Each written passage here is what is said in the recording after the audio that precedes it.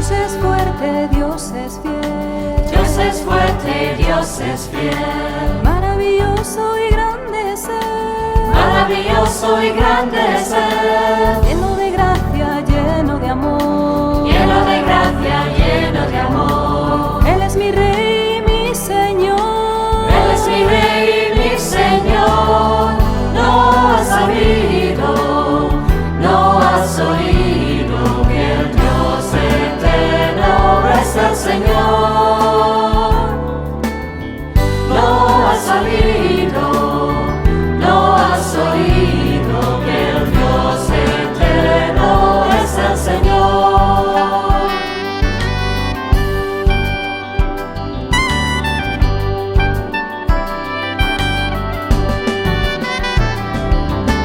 Del universo es creador. Del universo es creador. Y de mi alma es salvador. Y de mi alma es salvador. Sino a Él a quién iré.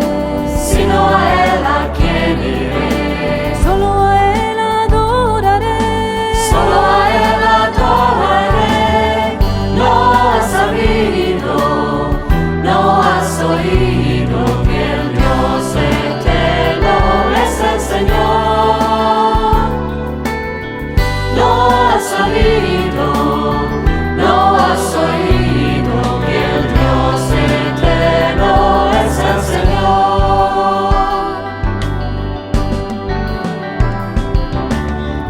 No has sabido, no has oído que el Dios eterno es el Señor.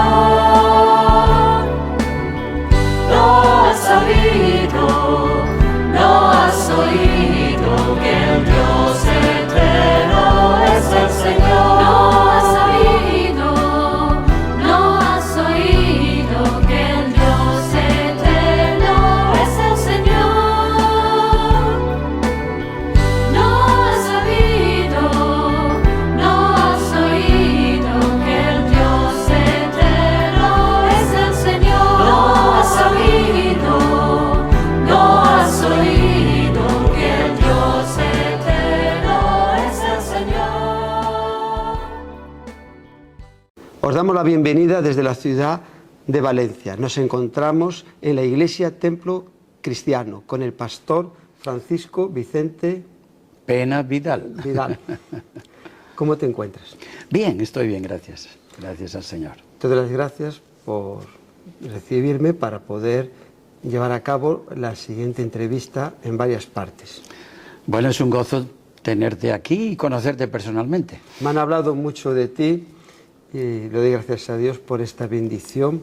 Aquí tengo tus 4 libros y va a ser pues, de una enorme bendición el que nos compartas tu fe, porque Dios en tu vida comenzó a obrar desde los 15 años. Efectivamente, a los 15 años le conocí y le acepté como Señor y Salvador. En Asturias. En Asturias, sí, efectivamente. Aunque nací en Valencia, pero me crié en Asturias. Realmente Asturias es mi tierra, mi patria. ¿Tu padre era de Asturias? No, mi padre nació en la isla de Cuba, de padres españoles y madre cubana, sí, pero sus padres venían de Galicia, de La Coruña, y a los 5 años regresaron y también se crió en La Coruña.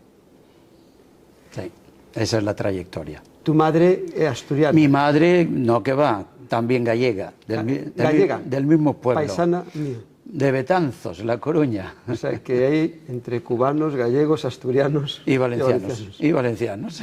Una mezcla, como se dice, muy bonita, ¿no? Eso es. ¿Eso te ha inspirado para después las misiones? Bueno, no lo sé. Esa inspiración de dónde vino exactamente. Pero realmente a los 15 años yo ni tenía planes ni de cuál iba a ser mi futuro, ni que iba a recorrer medio mundo, ni que iba a salir siquiera de Asturias, porque igual que mi padre y mis hermanos y mis amigos, todos terminaban trabajando en las minas de carbón, pero Dios me sacó a mí de allí para llevar el Evangelio a muchas partes del mundo. ¿En qué parte estabas viviendo en Asturias? Estaba viviendo, en realidad ni era un pueblo, era una pequeña aldea con 5 casas en la cuenca minera, a 2 kilómetros de la ciudad de Mieres. Mieres es una ciudad con unos 80, 90 mil habitantes ahora mismo. O sea que allí fue tu nacimiento espiritual. Allí fue, allí mismo en esa aldea, en esa... Lo vamos a ver un poco más adelante. Venga. Tu esposa se llama María María José Cuervo González. Cuervo González, asturiana de pura cepa, como dicen por allí. Tenéis 3 hijos, Eva, Aarón y Josué. Ajá, efectivamente. Nombres muy bíblicos, hoy no están tanto de moda. ¿Y estos nombres cómo puede poner así tan...? ¿Cómo surgieron? Bueno, lógicamente, convertirme con 15 años y mi esposa, aunque le llevo 2 años y pico, también con 13, 14 años se entregó al Señor. Y comenzamos como amigos, luego vino el noviazgo y a la hora de casarnos y tener hijos, pues lógicamente pensamos en tener hijos con nombres bíblicos. Y así empezamos por el Génesis, cuando vino la primera niña y le pusimos Eva. Después dijimos, bueno, ¿por qué no seguimos con los libros de la Biblia? Y en el Éxodo encontramos a Aarón, así que el segundo de los hijos es Aarón. Después llegó Josué, el tercero, y aunque pensábamos tener 66, pero nos detuvimos ahí. O sea, la idea era ir teniendo hijos y Sí. siguiendo el orden Sí. cronológico de los Eso libros. es, demasiados libros. ¿Qué te parece si vemos unas fotos de tu familia? Muy bien.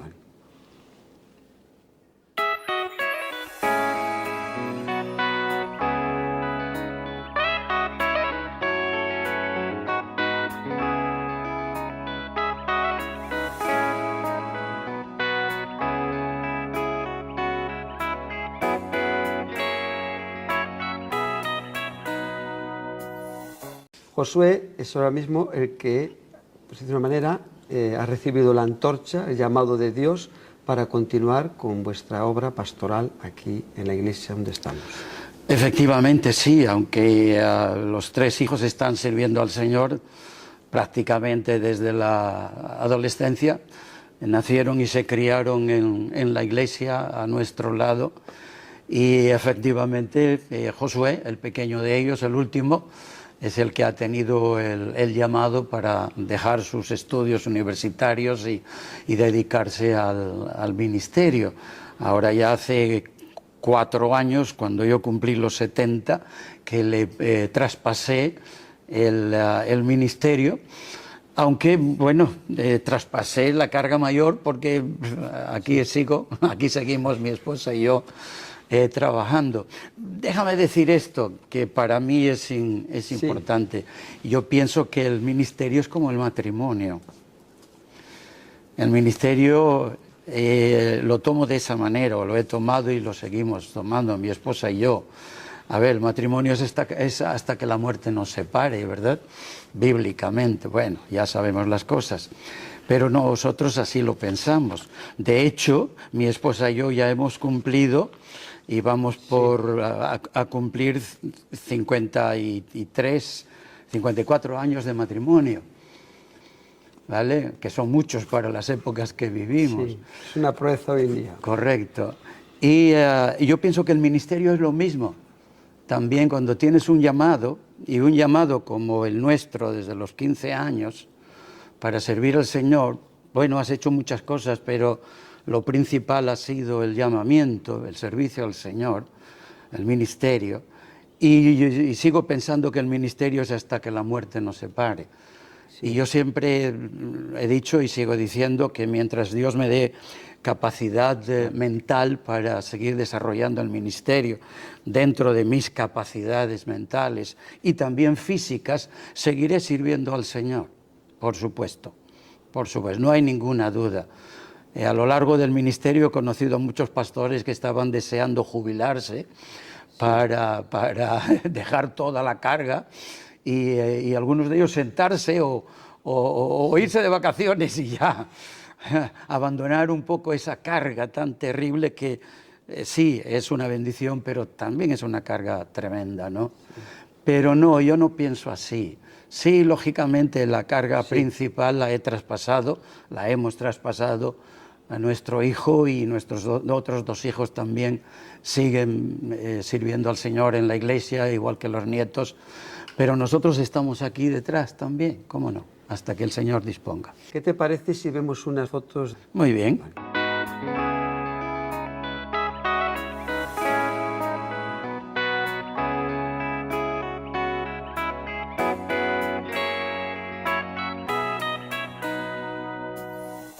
Ahora que no nos oye Josué, ¿cómo lo está haciendo? Wow, ¿cómo le está haciendo? Mejor que su padre. Ahí está. Como Se veremos, crió ahí al lado de su padre, así que... Sí, que a veces yo he visto así personas, pastores que estoy entrevistando, que no todos los hijos están dispuestos a, aunque tengan el llamado, a dar un paso al frente porque han visto muchas cosas. Sí, bueno, Buenas, Josué... digo, bendición, y también las luchas que hay. Josué puede hablar por sí mismo, ¿no? Una de las cosas que él decía antes del llamado que Dios le dio es que él iba a ser el mejor amigo del pastor, pero eso de pastor no. Pero un día Dios le llamó y tuvo que dejar la universidad y entrar en el instituto bíblico y prepararse, y ahí está.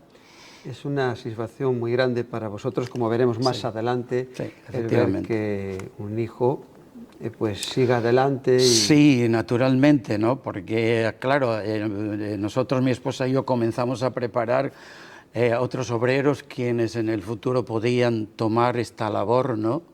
Pero al final, mira, Dios es el que hace las cosas. Dios tenía a nuestro hijo preparado.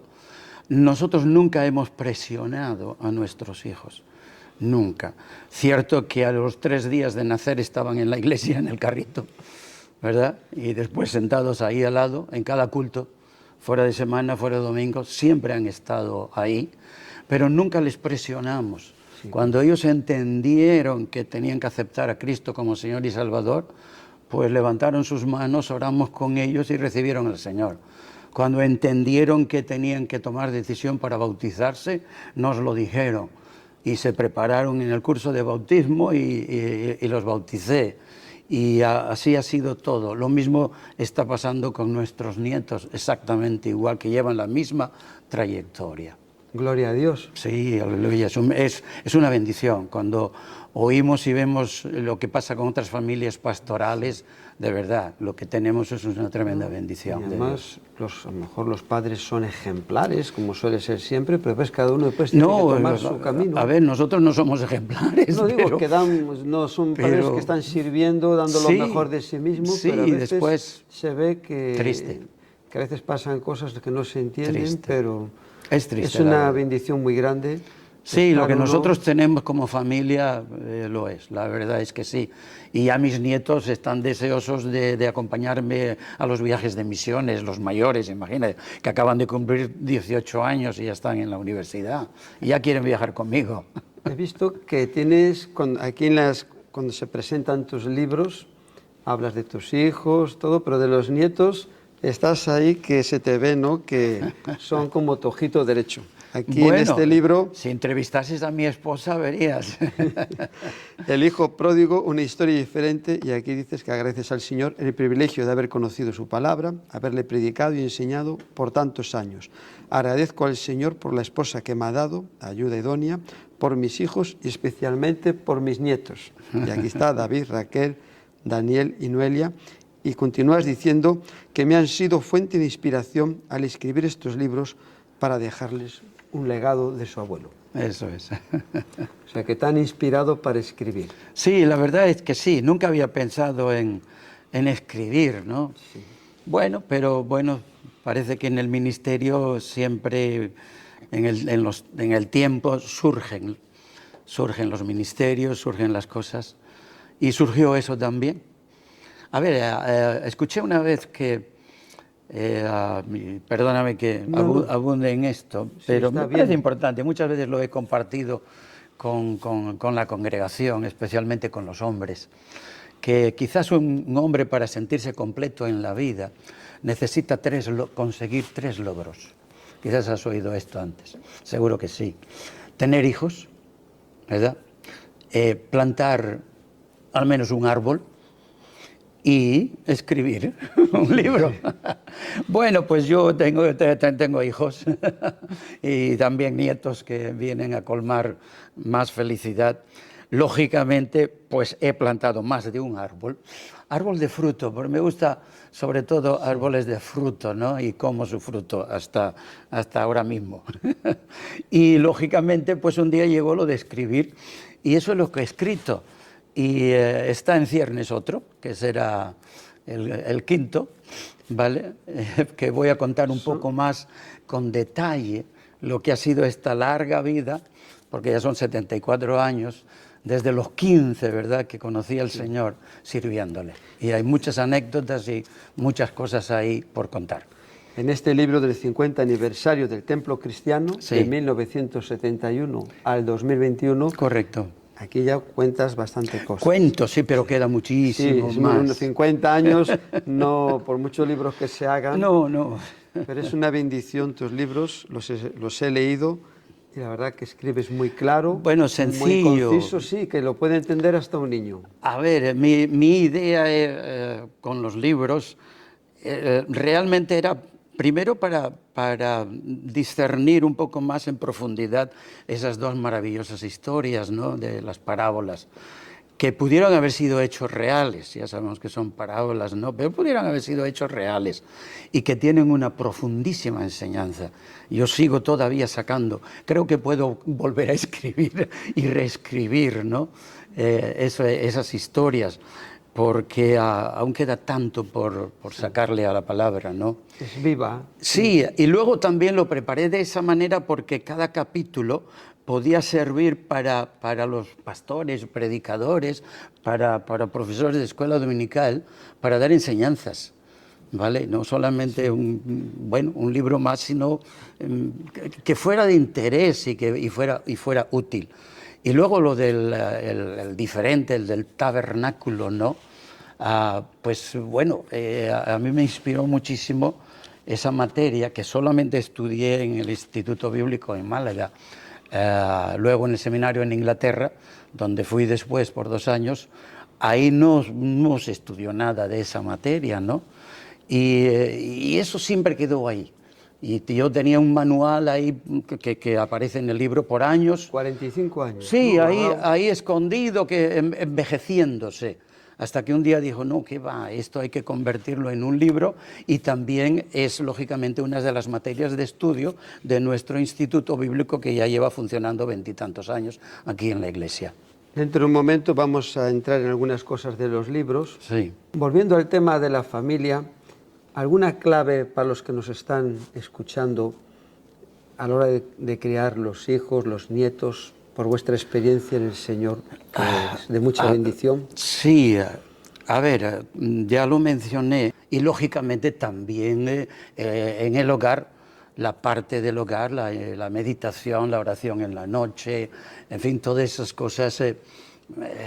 Llevar una vida cristiana, no solamente somos religiosos en la iglesia, es que somos cristianos dentro y fuera, en el hogar, en nuestro divertirnos con ellos, jugar con ellos, enseñarles los valores, pues todo eso, cosa que hoy en día pues a las familias, a los padres les cuesta mucho, porque hay un tremendo abandono, como sabes, de los hijos. Y sí, que le compran muchas maquinitas y muchas cosas, pero tanto trabajar y menos ocuparse de los niños, pues ya sabemos los resultados. Y a veces se pone todo en el foco, bueno, van a la escuela dominical y aquí en casa pues ya no hace falta mejor ya, pero es que eso tener no ese es, tiempo es que tan eso no es importante. todo. Eso no es todo. Ojalá al menos también les trajesen siempre a la escuela dominical, cosa que a veces tampoco pasa, ¿no? Lo descuidan eso. Y si solamente tienen nuestra enseñanza acá, vale, es una parte que les va a ayudar, pero si contribuyen a hacerlo en la casa, ¿vale? Porque si no lo hacen en la iglesia, no lo hacen en la casa, lo va a hacer la calle. Eso es lo que yo digo. Sí, la calle les va a enseñar y no les va a enseñar nada bueno. La escuela les va a enseñar y hoy la escuela está, ya sabemos cómo, y lo que pretenden. Sí. Entonces, óigame, tenemos que contrarrestar eso. Y la iglesia es muy importante, lógicamente, pero también la familia. También la familia. Seguimos aquí. Eres pastor, fundador de la Iglesia Templo Cristiano con tu esposa en Valencia, también en la obra de Silla. Sí, paralelamente. ¿Tenéis alguna obra más? O... Sí, en Sagunto, a 20 kilómetros al norte de Valencia, la ciudad de Sagunto, tenemos una obra ahí con un número de creyentes ya, miembros bautizados y visitas, y ahora mismo estamos terminando las obras del local que hemos comprado. Están haciendo toda la reforma del local, está quedando precioso. Si el Señor lo permite, pues lo más seguro que en septiembre, ahora ya en el verano, quedan 2 o 3 detalles, en septiembre inauguraremos oficialmente. Y esto no ha sido todo. Sí. También hemos contribuido, aunque ya no trabajan juntamente con nosotros, pero los obreros han salido de acá y hemos abierto con ellos y independizado una iglesia en Catarroja y otra iglesia en Massamagrell. ¿Vale? Y estamos trabajando en otros pueblos. No tenemos nada definitivo, pero estamos trabajando en otros pueblos. Sí. La iglesia que se congrega aquí en Valencia, sois más de 400 miembros. Sí. Y estáis encuadrados o os habéis convertido desde el inicio, habéis estado en Asambleas de Dios. Asambleas de Dios, sí. Esta iglesia... ¿Ha sido vuestro comienzo desde la conversión? Bueno, no. No, ahí tengo que rectificar. No me convertí en las asambleas. No, yo me convertí con la iglesia, que no existe tal como denominación, la iglesia interdenominacional. No sé si es posible que hayas oído, pero ya murió a finales de los, creo que fue sobre los 90, más o menos, principios finales de los 90, el pastor Ramón Blanco. Él fundó la iglesia en Carabanchel, en la calle Pelícano. Esa iglesia ahora ha pasado a otro grupo denominacional. Su hija está casada con Carlos Gómez, que ese sí posiblemente le oye, porque está en el grupo de evangelistas. Bueno, está casado con la hija de Ramón Blanco. Él se convirtió en Cuba, él tiene también una historia tremenda. Fue emigrante a Cuba, conoció a una misionera norteamericana soltera, se convirtió con ellas, se enamoraron, se casaron y vinieron. Él es asturiano y abrió iglesia en su pueblo, en Asturias, después en Oviedo y luego se trasladó a Madrid. Y luego de Oviedo abrió la iglesia en nuestra casa, en la casa de mis padres, ¿vale? Y hubo una iglesia ahí por tiempo, y él fundó por sí solo la denominación Iglesia Interdenominacional, es decir, con ese nombre, en comunión con todas las denominaciones. Entonces yo crecí en ese ambiente de tener comunión con todas las denominaciones. Y mi primer instituto bíblico, que comenzó en Algeciras, porque se había trasladado de Tánger, Marruecos. Después, a los pocos meses, sí nos mudamos a Málaga, ¿vale? En el instituto también teníamos esa idea, que por cierto, el director era un cubano exiliado después que Fidel Castro tomó el poder, y salió él con su esposa de Cuba. Y fundó el Instituto Bíblico en Tánger, Marruecos, y luego, debido a las circunstancias de Marruecos, se trasladó a Algeciras, y ahí fue donde caí yo. Por 3 años estuve ahí. Después, mi pastor, en ese ambiente interdenominacional, su primer obrero que levantó en Asturias, lo envió a Inglaterra, a un instituto que, aunque no pertenecía a las Asambleas de Dios, era parte de las Asambleas de Dios. ¿Sí? Y ese fue el primero. Después Carlos Gómez, segundo. No sé si has oído hablar de Constantino Justo. Ahora mismo no me... Está en Alicante, también de Asturias.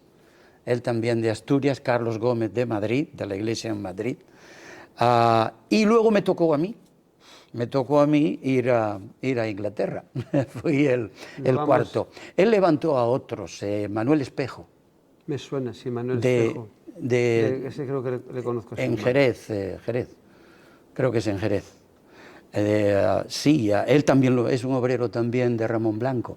Él tenía ese ministerio de levantar obreros. Hay muchos más que él levantó. Digamos que en esa línea yo fui el cuarto o el quinto, sí. Os quedó el sello de este hermano misionero. Sí. Cuando yo regresé de Inglaterra, claro, ya vine con la doctrina netamente pentecostal. Entonces comencé a servir al Señor ya con unos misioneros de las Asambleas de Dios de Estados Unidos, en Madrid. Luego fui miembro del pastor José Palma, en la iglesia de José Palma, en Madrid. Trabajé también sirviendo al Señor, de la que vine de Inglaterra, con ICI, Instituto de Correspondencia Internacional. 2 años. Sí, 2 años, hasta que en el 71 Dios nos llamó a Valencia, a mi esposa y a mí. Esa es la trayectoria. Como acabas de comentar, mencionando así de pasada Málaga, te graduaste en teología en el Instituto Bíblico de Málaga. Ujú, perfecto. Ahí estuviste 3 años 3 años. y fuiste con 15 años. Sí, efectivamente. ¿Solo? Solo. Ayudándote la familia, pero digo, tu familia se quedó en Asturias. Claro. Y tú fuiste ahí a prepararte para el Señor. Sí, Señor, eso tiene Señor. su historia, ¿no? A los realmente 3 meses de convertido, en realidad estábamos en esa aldea, en la montaña.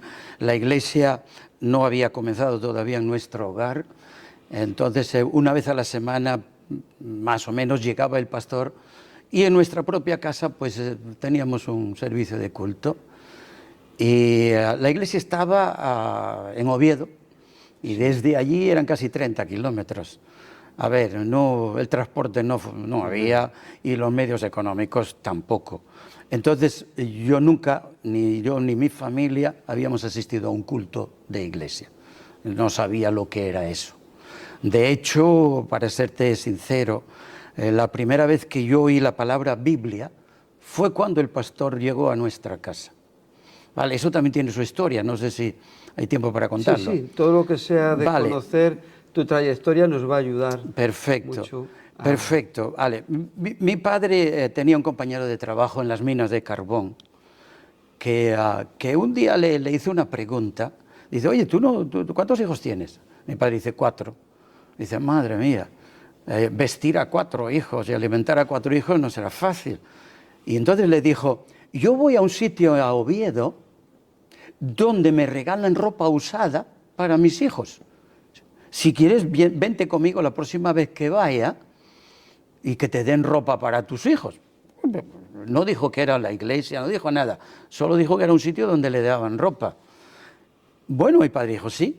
Entonces, la próxima vez que decidió ir, pues se lo dijo a mi padre y allá fueron.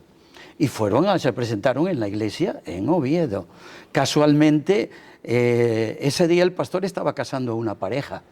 Ni estaban invitados a la boda, ni muchísimo menos, ¿no? Y allí se presentaron. Bueno, fue la ceremonia. Cuando terminó la ceremonia, el pastor vio que a uno ya lo conocía, porque ya le había estado regalando ropa, y el otro era nuevo, mi padre. Así que, bueno, les dio ropa, le preguntó a mi padre cuántos hijos tienes, qué edades, y le dio un poco de ropa usada, que venía de Norteamérica. Y a mi padre pues le preguntó, ¿y dónde vives? Y mi padre le dijo, pues vivo en la Hueria de San Juan, Los Nadales, allá en la zona de Mieres. Bueno, tomó la dirección y dice, ¿le importaría que les visitara en su casa? Y mi padre dijo, sí, con mucho gusto, claro, ¿cómo no? Bueno, pues un día les visitaré. Eso fue un sábado o un domingo, no me acuerdo exactamente. El jueves de la semana siguiente, ¿vale?, llamaron a la puerta. Y abrimos la puerta y ahí estaba el pastor, su esposa y la pareja que había casado, que vinieron a vivir a la zona de Mieres. Uh-huh. Sí.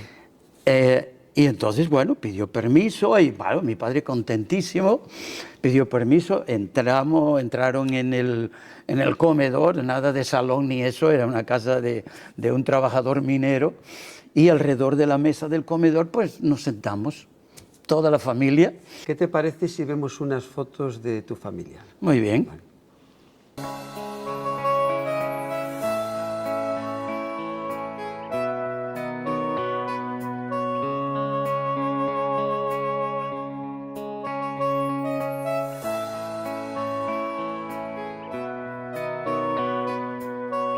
Mis padres, mis 3 hermanos, un servidor, y ellos 4. No sé, no recuerdo si había sillas para tanta gente, ¿verdad? Pero allí nos sentamos todos y pidió permiso el pastor. La palabra pastor para mí era nueva también. Sacó su Biblia. Nunca había oído hablar de la Biblia. No desconocía que había un libro llamado Biblia. Es más, hasta ese punto desconocía que había otra religión que no fuera la católica. Tampoco nunca había oído hablar de otra religión que no fuera la católica. Y por cierto, con esa edad, mi preparación en la escuela era muy alta a nivel de instituto, aunque yo no fui al instituto, pero la enseñanza fue de instituto, sí.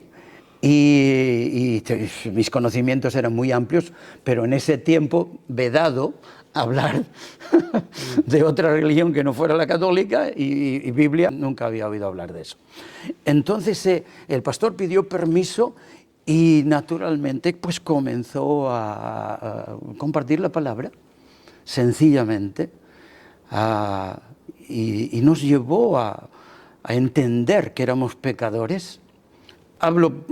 Voy a hablar especialmente por mí. Yo tenía 15 años y para nada me creía un chico malo, ni siquiera comparándome con mis amigos. Mis amigos ya bebían, ya fumaban, ya tenía un compañero vecino que inclusive robaba. Y yo huía de todo eso. O sea que no, pero tuve una convicción de pecado. Y él dijo que si éramos pecadores teníamos que pedirle perdón a Jesús y aceptarle como Señor y Salvador si queríamos ir al reino de los cielos. Y cuando dijo que si alguien quería hacerlo levantase la mano, yo no lo dudé. No miré si mis padres se involucraban en eso o mi hermana mayor, mis otros 2 hermanos eran pequeños. ¿Qué va? Yo individualmente levanté mi mano para aceptar a Jesús. Lo hicieron también mis padres, lo hizo mi hermana mayor. Así que yo acepté a Jesús como mi Señor y Salvador. Esa misma Biblia que el pastor usó, pues digo, mire, se la voy a regalar, léanla. La verdad es que mis padres no tuvieron interés de leer la Biblia, mi hermana mayor tampoco, pero yo sí que comencé a leer la Biblia. Y comencé a leer la Biblia por donde se comienza, ¿no? Por el Génesis. Y seguí leyendo hasta Números. Y me paré en Números. Tantos números me llenaron la cabeza. Me recordaban las matemáticas. de tantos miles por la tribu de este y del otro y demás allá, madre mía. Y eran 12 en total, ¿verdad? Así que lo dejé estar. Pero llegó el pastor la próxima vez y de nuevo tuvimos otro servicio de culto. Y entonces cuando terminó el culto, habló conmigo. Y me dijo... Sí. ¿No te gustaría servir al Señor? ¿Qué sabía yo que era servir al Señor?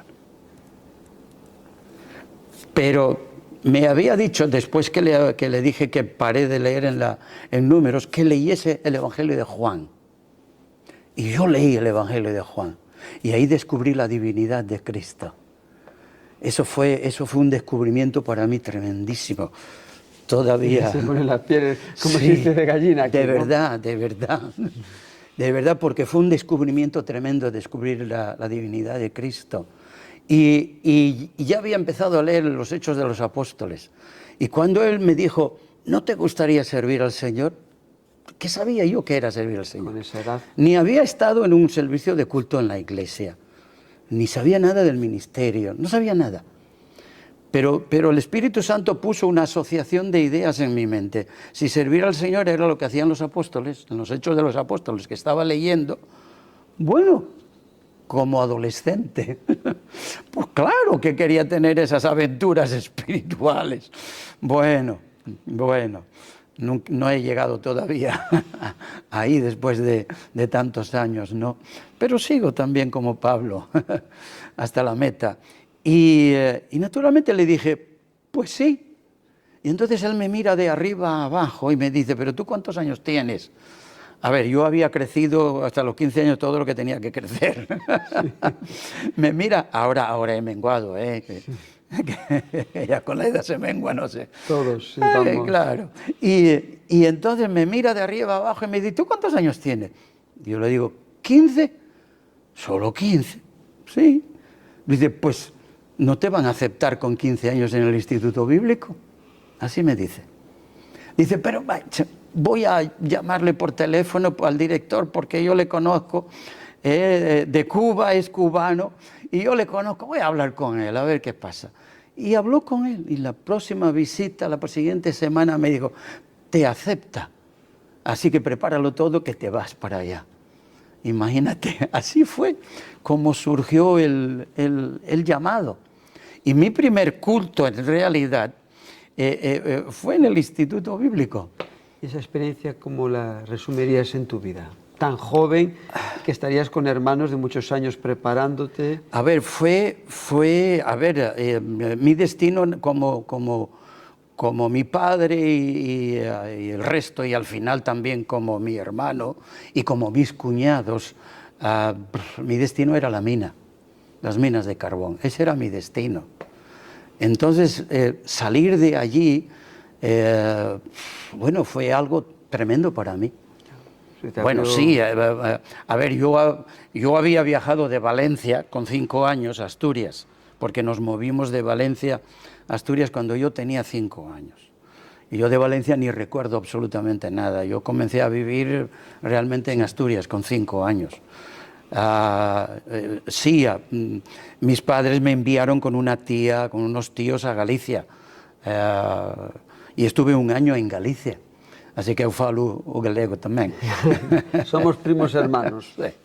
Y me crié también ese año en Galicia, en la casa de mi tía. Ella hablaba castellano y mi tío Abeal no hablaba ni una sola palabra de castellano. Pero se entendía. Todo en galego. Así que a las pocas semanas yo también falaba galego, cómo no. Y luego, claro, me tocó aprender el bable, el asturiano. y sí, había hecho eso, pero bueno, con 15 años cruzar España, claro, desde Mieres, ¿verdad?, Asturias, a Algeciras, eso sí fue una tremenda experiencia, porque era un adolescente bajo el franquismo. Imagínate, y puesto solo en un tren de toda la noche, uno de esos expresos que nunca llegaba, ¿no?, de antaño, Dios mío. Claro, el pastor Ramón Blanco estaba en Madrid esperándome en esa ocasión ya. ¿Qué te parece si vemos unas fotos? Muy bien.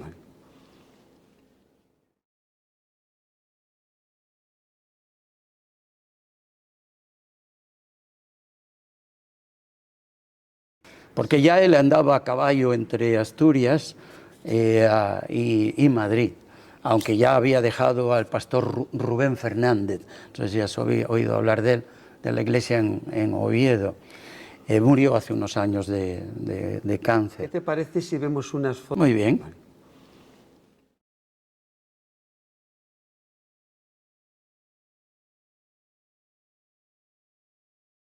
Si me permites, acá hay una historia que creo es interesante.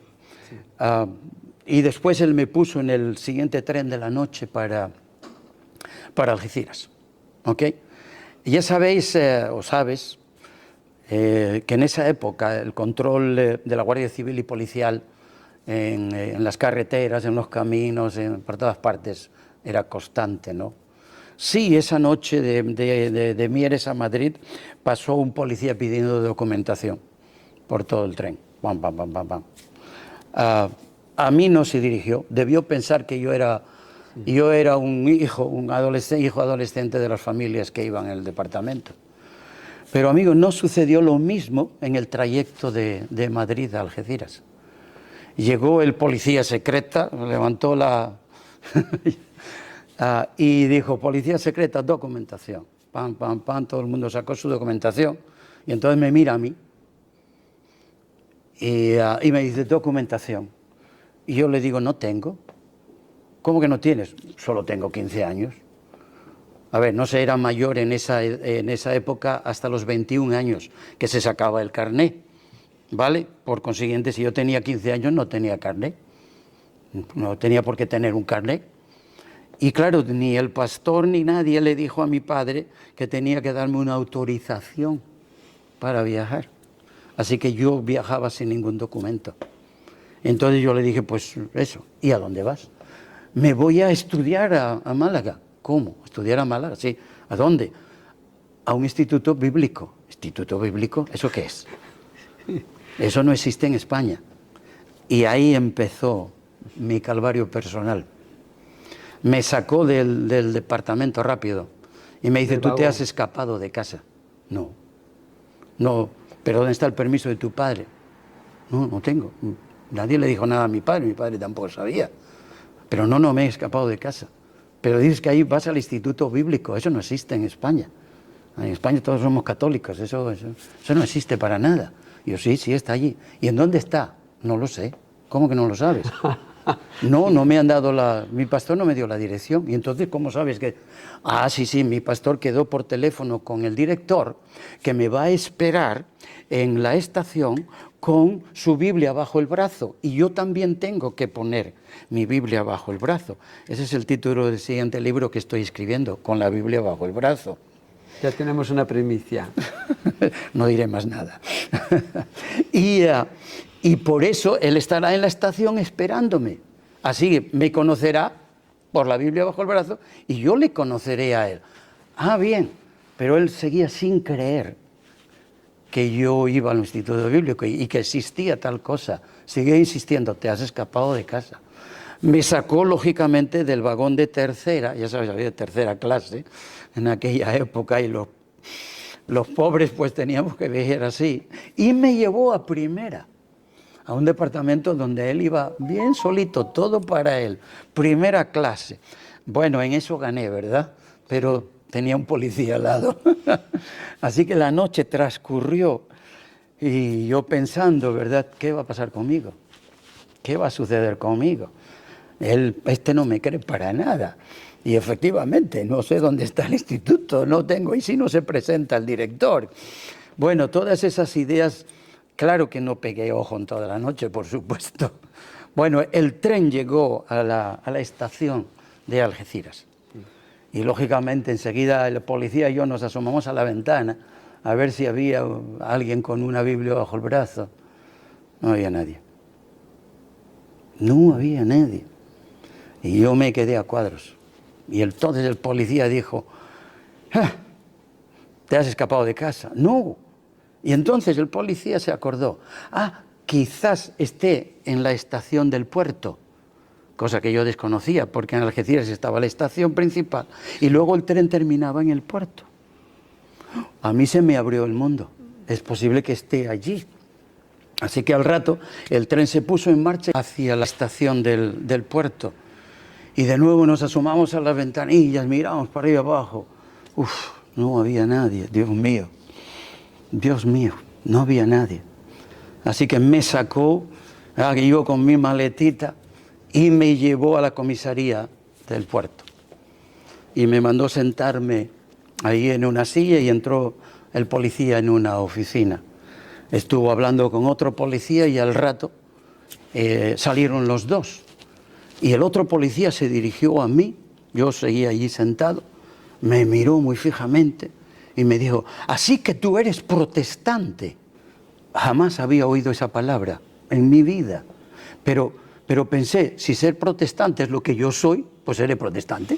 Así que le dije, sí, fíjate, tenía 15 años, tenía 15 años. Y cuando íbamos por una calle y si el policía venía por la misma acera, salíamos y caminamos por la otra acera para no encontrarnos de cara con el policía o la Guardia Civil.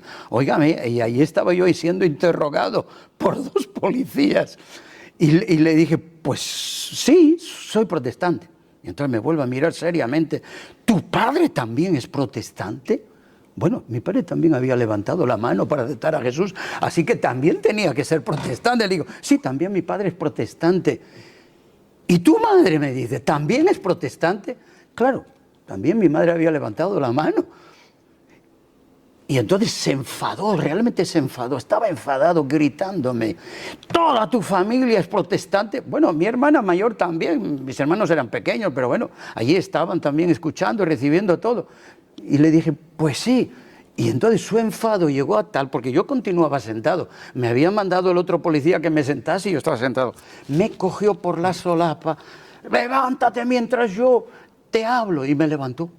Y imagínate cómo estaba yo con 15 años, un adolescente, con todo ese miedo de la dictadura a la policía, temblando como una hoja. Levántate mientras yo me hablo. Pues vale, allí me levantó él, porque era yo.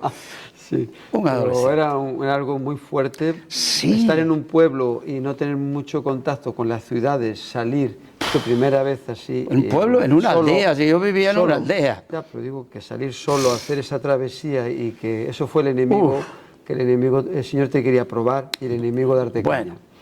Bueno, me dejaron, entraron de nuevo en la oficina y al ratito volvieron a salir y el policía que venía conmigo, entonces me llevó a la comisaría de Algeciras. Y allí me metieron en la comisaría de Algeciras, ¿vale? Me hicieron una pequeña entrevista de nuevo y me encerraron en una habitación. Y yo, madre mía, ¿qué he hecho yo? Entonces, bueno, de luego me lo contaron, se pusieron en contacto y eso era muy lento en la época. Recordar que estamos hablando de 1963, mayo de 1963, ¿verdad? Y se pusieron en contacto con la policía de Mieres, buscaron a mis padres y entraron en contacto con mi padre. Todo eso tardaron 3 días. 3 días en que oficialmente mi padre transmitió que no me había escapado de casa, que tenía totalmente su permiso para ir al Instituto Bíblico, para moverme donde quisiera por España, ¿vale? Sí. Entonces, claro, fueron 3 días. Allí encerrado. Averiguaron. Allí encerrado, ¿no? Sí, bueno, me sacaban de vez en cuando. Sabéis que en esa época básicamente todos los cuarteles, las comisarías, tenían un pequeño bar dentro. Y entonces me sacaban y, bueno, ahí estaba yo sentado en una mesa. Algunos policías eran muy amables, algunos me pagaban una Coca-Cola. Y yo, ¿qué otra cosa podía hacer? Pues con mi Biblia, no sé, no tenía otra cosa. ¿Y qué lees? El policía por detrás de mí la espalda. ¿Y qué lees? La Biblia. La Biblia. Oiga, a mí eso. Y me dio la oportunidad de testificarles. Sí, tuve esa oportunidad, ¿no? Hasta tuve que pagar la comida que me dieron, con mi poco dinero que llevaba en el bolsillo, ¿vale? Averiguaron que efectivamente había un instituto bíblico a través del pastor Arturo Gutiérrez, de la primera iglesia evangélica en Algeciras, ¿vale? Y a través de él averiguaron que efectivamente había un instituto bíblico que acababa de trasladarse de Tánger, y lo averiguaron todo, ¿vale? Entonces, cuando ya tenían el permiso de mi padre y todo, me llamó el comisario. Y esta sí es una parte que, aunque llegue a cumplir los 100 años, no olvidaré. Me llamó el comisario a su oficina. Era una oficina grande. Y tenía 2 niveles, igual que la plataforma y, aquí en la iglesia. Y la iglesia, sí, 2 niveles. Lógicamente su mesa de despacho era enorme y él estaba ahí sentado. Y yo estaba, lógicamente, entrando por la puerta allá abajo. Así que imagínate... Como un tribunal. La imagen. Era, ¿no? Algo así, ¿no? Algo así. Un señor de sus 40 y tantos años, ¿vale? Y me mira, yo me llego, me mira, ahí delante de él de pie, Y me dice, así que tú quieres ir a ese instituto bíblico y quieres estudiar ahí. Y yo respetuosamente le respondo, sí señor, sí señor. Bueno, me dice, ¿eres buen estudiante? Bueno, la verdad no tenía por qué mentirle. Era buen estudiante, me gustaba estudiar. Sí señor, me considero buen estudiante. Y entonces se queda pensativo y entonces me vuelve a mirar y me dice esto. Mira, ¿sabes? Yo no tengo hijos. Mi esposa y yo no tenemos hijos.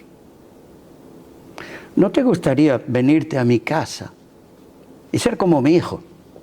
Yo te voy a pagar, te puedo pagar, y te voy a pagar los estudios que tú quieras realizar en la vida. Aparte de eso, imagínate, vivirás conmigo. Soy el comisario.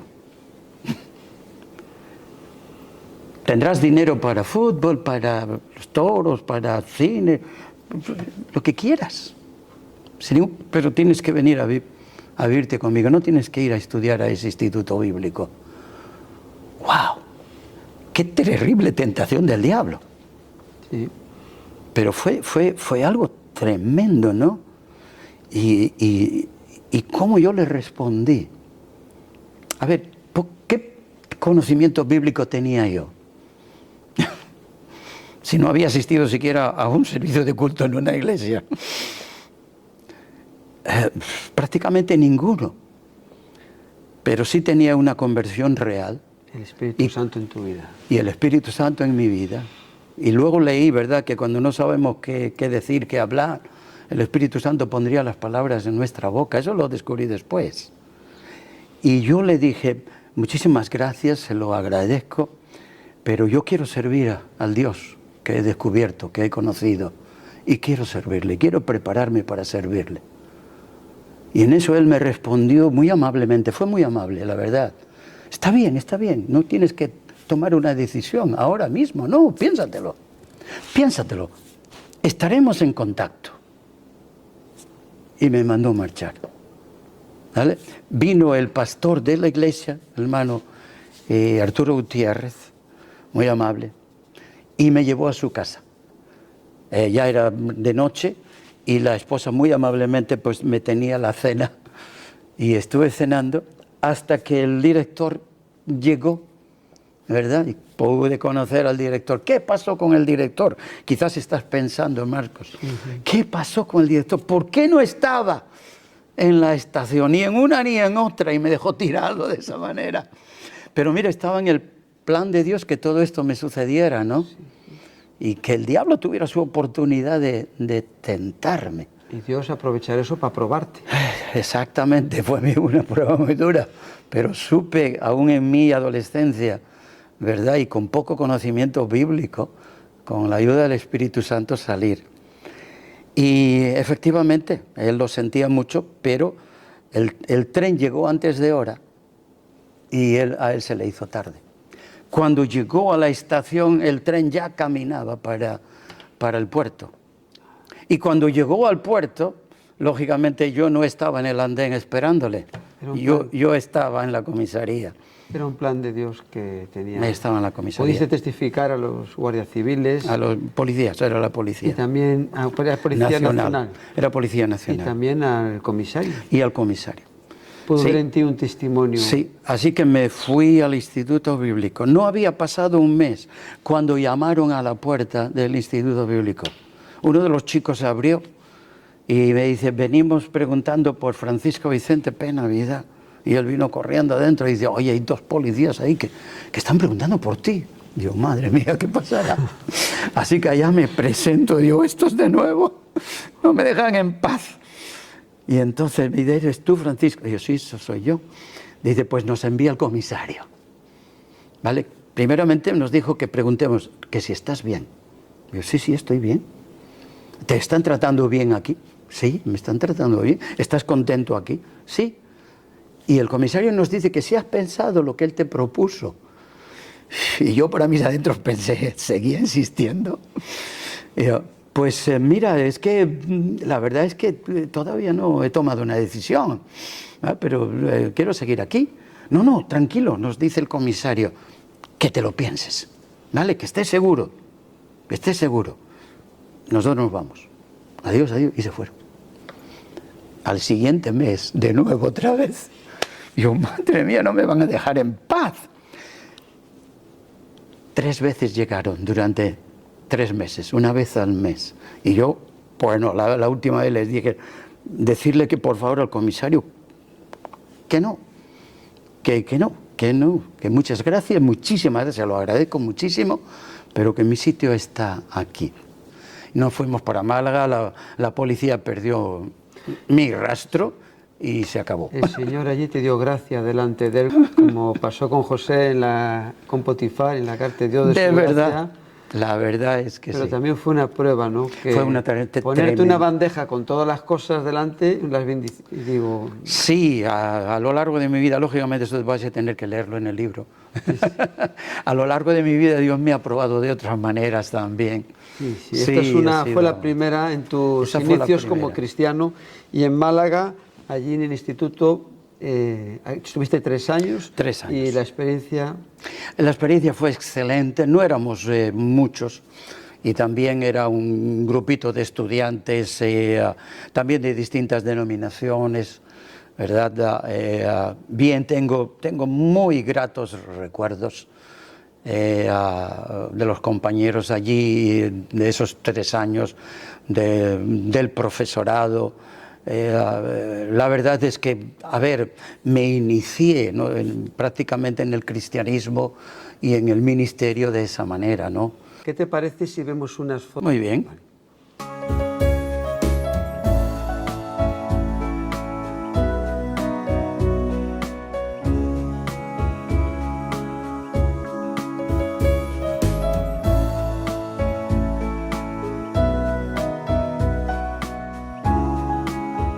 Sirviendo al Señor en las distintas iglesias, porque debido a esa forma el Instituto Bíblico era de la misma manera, teníamos comunión con todas las iglesias existentes en esa época en Málaga, así que igual compartíamos con la iglesia de los hermanos, tanto la más renovada como ya la otra, que también nos daban libertad, fíjate, nos daban libertad a nosotros plenamente de compartir. Y asistíamos a su culto de vez en cuando, también con los bautistas, la Iglesia Evangélica Española, o sea, no teníamos problemas en ninguna manera con nadie, y compartíamos y predicábamos y enseñábamos.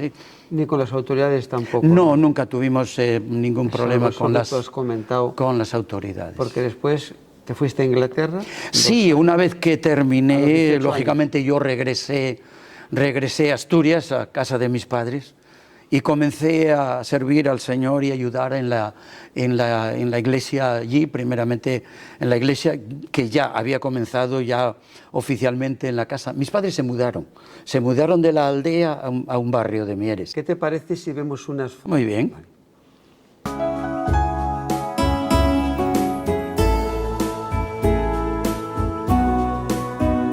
Y allí ya oficialmente comenzó la iglesia. Ahí se convirtieron también mis suegros, sí, a otras familias. Llegó a haber hasta 20 familias convertidas. Gloria a Dios. Vale. Pero de nuevo Dios me hizo un llamado porque tuve que conseguir un trabajo, porque ya no podía estar en casa de mis padres. No tenía nada con el hermano que trabajaba, solamente los viajes. Entonces tuve que comenzar un trabajo en una de las empresas que estaba construyendo la carretera entre Mieres y Oviedo. Más bien Oviedo-Mieres, ¿verdad? Desde Oviedo llegaban a Mieres, enlazando luego con la carretera a Madrid, ¿vale? Carretera nacional. Y tuve que estar trabajando ahí. Ahí fue donde sufrí esa segunda tentación del diablo. Y debido a esa tentación, el Señor me motivó, porque durante el último año, el pastor Ramón Blanco, igual que había mandado a los otros 3 antes de mí a Inglaterra, también insistía que yo fuera a Inglaterra. Y yo me negué. Durante todo ese último año en Málaga estuve diciendo que no, que a mí no se me había perdido nada en Inglaterra. Ni sabía una palabra de inglés, no, era algo que no estaba, no entraba en mi mente, no entraba en mis Pero planes. sí la agenda de Dios. Sí, eso sí. Además ya tenía oficialmente novia. Que la habías conocido en... Bueno, yo la llevé al Evangelio, primero Sí, llevé pero- a su padre a la iglesia y luego ella vino al campamento y ahí colaboré con las monitoras, porque yo iba de monitor, para que conociera al Señor. Ahí comenzamos como amigos y después ya oficialmente en el siguiente año me declaré. Bueno, el caso es que sí, tuve que tomar la decisión, porque de nuevo el diablo me presentaba otra ocasión. Y entonces hablé con el pastor Rubén y le dijo, y después de casi 2 años de decir que no, ya llegó el cambio. Y entonces le dije, llama a Inglaterra por favor, a ver si hay un lugar para mí. Y me voy a Inglaterra. Y en el espacio de un mes y algo, o sea, me saqué el pasaporte y mi último salario, preparé la maleta y me fui a Inglaterra. ¿Y qué tal por Inglaterra? Muy bien. Bueno, esa es otra experiencia. Pero fue- Llego a Inglaterra sin conocer inglés, sin saber inglés, cruzando, ¿verdad?, por todo el norte de España y cruzando luego toda Francia en tren hasta el puerto de Calais al norte. Por supuesto, nada de francés tampoco. Sí, el español, el gallego o el bable. Y cruzo desde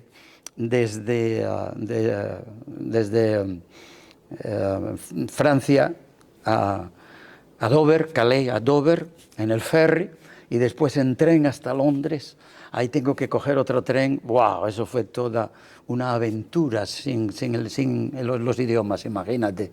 Pero en fin, al final llegué al seminario, un pequeño pueblo, Burgess Hill, al sur de Londres, bastante cerca del aeropuerto de Gatwick, ¿verdad?, al sur.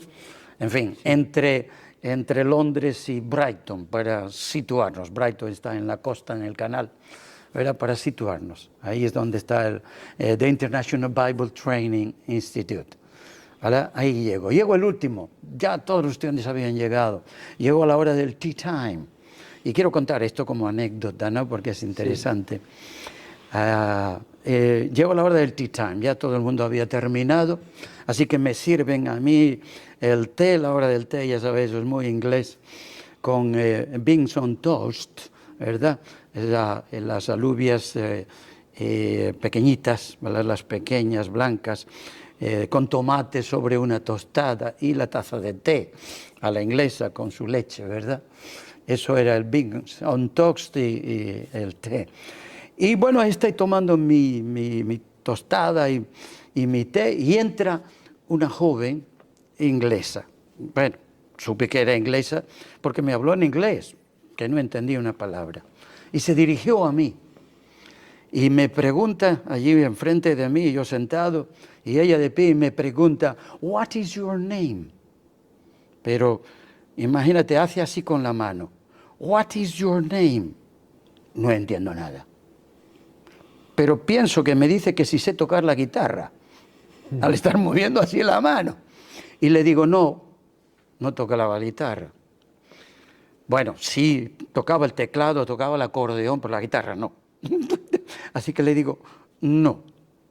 Y ella vuelve a insistir, "What is your name?" Y vuelve a hacer de nuevo con la mano. Y yo sigo insistiendo en que si toco la guitarra, no, le digo. Y ella, sabiendo que yo ya entiende que yo no entiendo, entonces vuelve a insistir, "What is your name?" No importa cómo lo pronunciara, lento o rápido, yo sigo entendiendo que si toco la guitarra y le digo que no. Así que la pobre cansadita da media vuelta y me deja terminando mi tea time. O sea que los comienzos son siempre difíciles. Bueno, no habían pasado 3 meses y por supuesto me tocó aprender inglés bien rápido. Era el único español, 22 naciones distintas, 40 y tantos estudiantes y yo el único español, así que tuve que espabilarme. ¿Qué te parece si vemos unas fotos? Muy bien.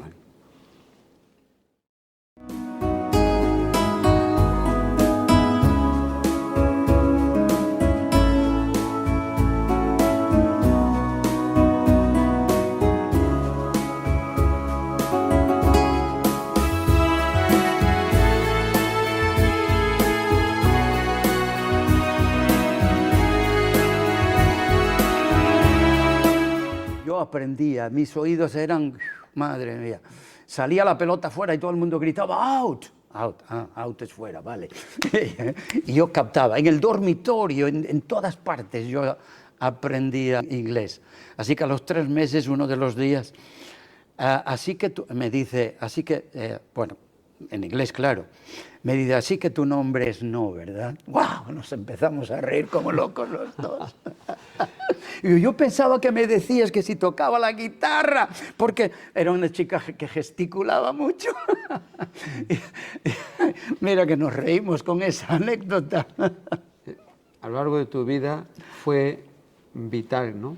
El conocer el inglés y el haber pasado para ahí, para tu ministerio. Sí, efectivamente. Te abrió Eso muchas puertas después Sí, en los países donde has sido, en todo. sí. Fue algo... Efectivamente. Sí, eso es lo que decía mi pastor, ¿verdad? Ramón Blanco, que sabio era él, ¿verdad? Aunque yo durante casi 2 años le dije que no iba a Inglaterra. Después, sí, él decía, te va a ayudar mucho en el ministerio, te va a ayudar, va a ser de muchísima ayuda el inglés para tu ministerio. Es que en aquellos tiempos muy pocos sabían inglés. Muy poco, sí. Hoy en día casi ya tenemos presidentes del gobierno que hablan inglés, pero estás Aunque no todos, ¿verdad? Pero en aquellos tiempos eras Sí. un adelantado, digo. Era, claro, en los 60, imagínate. Sí, sí. En los 60, yo me fui a Inglaterra en el 67, o sea, estuve 63, 64, 65, ¿vale? Y parte del 66, mitad y mitad, y luego en el 67, en febrero del 67 me fui a Inglaterra. Justo el año en que aquí se aprobaba en España una ley de libertad religiosa. Correcto, sí, de Fraga. ¿Cómo fue esa ley? A ver... ¿Notasteis así un cambio? Porque empezaron a venir muchos misioneros. Bueno, ten en cuenta que yo estaba en Inglaterra. Y yo estaba en Inglaterra, pero lógicamente yo viví en mi propia carne, ¿vale? Esa experiencia. Y luego, en el tiempo que pasaba por Madrid, ¿vale? Que normalmente me quedaba un mes en Madrid, etcétera, en las vacaciones, pues lógicamente conocía a la gente de entonces, ¿verdad? Y terminé de conocerla después que me vine de Inglaterra, porque también seguí sirviendo al Señor en Madrid. Y ahí, perdóname, pero yo me codeé con José Cardona. Sí, sí. Y eso es mucho decir. Sí, sí, y con Monroy. Y como Juan Antonio Monroy. Bueno, nombres que ya me es difícil recordar por mi edad, ¿verdad? Porque ya es difícil recordarlos a todos. Y por cierto, ¿sabes quién preparó todos los papeles de mi boda? José Cardona. ¿Qué me puedes contar de él? Que oigo mucho. Hace 20 años me parece que a ver, partió José, con el Señor, ¿no? A ver, Más o sí, menos. bastante tiempo Sí. ya. José Cardona, yo entré en contacto con José Cardona en esa época cuando vine de Inglaterra, porque como defensor, ¿verdad?, de los evangélicos, vino un grupo de Filadelfia, de la iglesia Filadelfia, líderes de Francia, y hicieron una campaña en Madrid y fueron apresados, fueron detenidos. Y claro, no encontraba a nadie que podía interpretar el francés, pero los líderes que vinieron, lo tengo en mi mente, uno de los nombres de uno de los líderes que vino de Francia, hablaba inglés. Y entonces José Cardona se puso en contacto conmigo, ¿vale? Y yo fui y tuve que ir a la policía para interpretar a este siervo, ¿no? Y a partir de ahí fue que yo ya me quedé en contacto con el hermano José Cardona. Entonces, a la hora de preparar el papeleo para casarnos, pues lógicamente esos tiempos eran muy complicados. Normalmente, desde que empezabas a preparar el papeleo, pasaba un año antes de que tenías la autorización del obispado católico para poderte casar, ¿vale? Y esto, lo nuestro fue muy curioso, porque José Cardona preparó todo el papeleo, que era un montón en aquel entonces, con lo fácil que es ahora, ¿verdad? Porque ya sabe que los pastores seguimos casando ahora civil y religiosamente, gracias a Dios por eso. Y claro, el papeleo era cantidad de papeles, y él preparó absolutamente todo. Entonces, cuando tenía todo listo para entregármelo, me lo dice: ¿cuándo vas a entregar los papeles? Yo, pues ya viajaré a Asturias y los entrego. ¿Y cuándo te vas a casar? Y esto era un mes antes, y le dije el 3 de agosto, y esto era la primera semana de julio, justo A la vuelta de la esquina. a la vuelta de la esquina, un mes prácticamente. Y me dice: tú estás loco, si va a llevar un año que te den el permiso. Digo, pues así es como lo tenemos decidido, de la ceremonia religiosa va a ser el 3 en la iglesia, en Oviedo. Rubén Fernández nos va a casar. Por cierto, en esa boda también estaba de paso Carlos Gómez, de Madrid, que se casó con la hija del pastor Ramón Blanco. Y me dice: ¿qué va? Eso es imposible. Digo, pues eso es lo que vamos a hacer, es lo que tenemos planeado. Bueno, pues allá tú. De hecho, mi propia hermana, que se casó en diciembre, no se pudo casar, el mismo año, no se pudo casar antes, estamos hablando del 69, 1969, no se puso a casar antes porque su papeleo tardó un año, ¿vale? Y me dice: ¿estás loco? No. Bueno, vamos a ver. Me fui por Asturias a primeros de julio, y entonces con mi esposa presentamos los papeles en el juzgado en Mieres.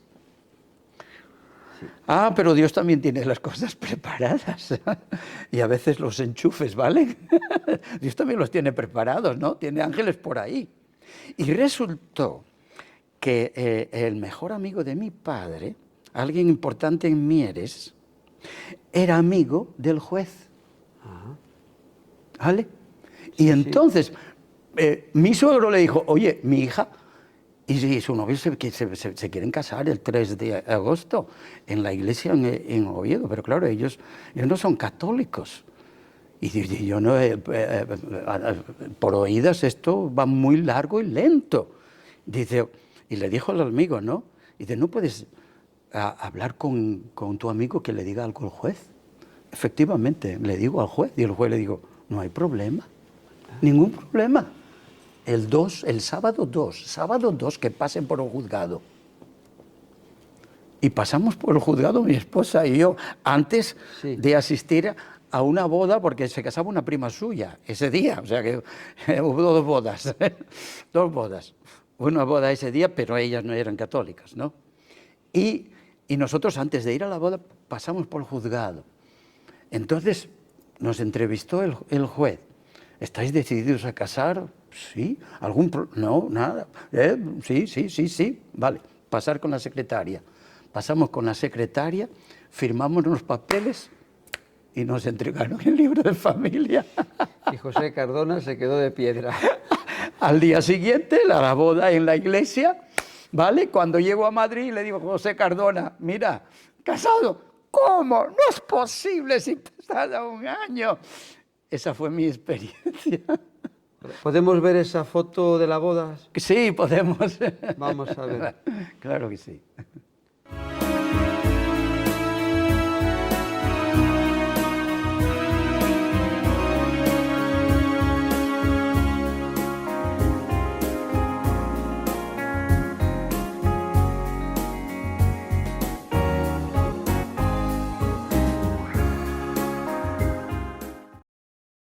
Retomamos el hilo.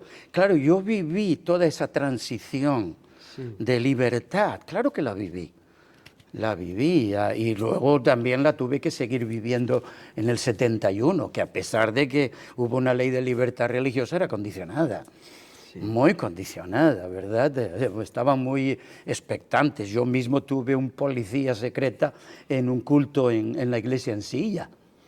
Allí tuve un policía que vino y como una visita más, y al final del culto, ¿vale? Ahí empezó a interrogarme y, madre mía, tuve que descubrirle hasta qué había desayunado esa mañana.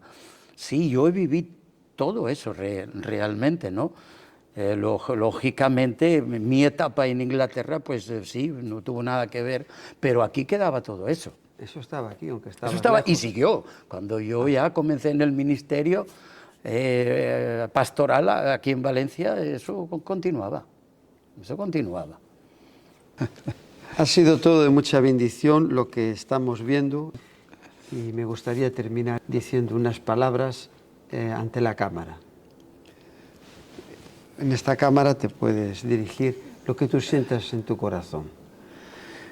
Bueno, a ver, si volviera atrás en la vida y volvieran a ofrecerme lo que ya me ofrecieron en realidad en varias ocasiones, seguiría diciendo no. Porque el Señor me llamó cuando tenía 15 años. Y tomé la mejor decisión de toda mi vida. No ha sido fácil. El ministerio no es fácil. Y menos cuando en realidad te entregas en alma y cuerpo, espíritu, y lo das todo. Y pasas por todo, porque en el ministerio tienes que sufrirlo todo. Ahora, cuando yo enseño a los obreros, cuando yo enseño en el Instituto Bíblico que tenemos ya por 20 años, en la iglesia, cuando yo enseño, les digo, si no estáis dispuestos a pagar el precio, no, hay que pagar un precio. Y yo quiero decir esto, no solamente mi esposa y yo con mi familia hemos pagado un precio, ahora lo está pagando uno de nuestros hijos que sigue el ministerio. No solamente hay que pagarlo en una etapa, no, seguimos pagando ese precio, porque seguimos sirviendo al Señor. Y como ya mencioné, hasta que la muerte nos separe. Y yo no cambiaría absolutamente nada. Ni los tiempos más difíciles por las enfermedades que tanto mi esposa como yo hemos pasado, las operaciones, esas dificultades económicas. No cambiaría nada. Volvería a pasar por todo eso por el gozo de seguir sirviendo al Señor, hasta que Él me llame o nos llame a su presencia. Amén. Muchas gracias y que Dios te bendiga A ti grandemente más. a tu familia.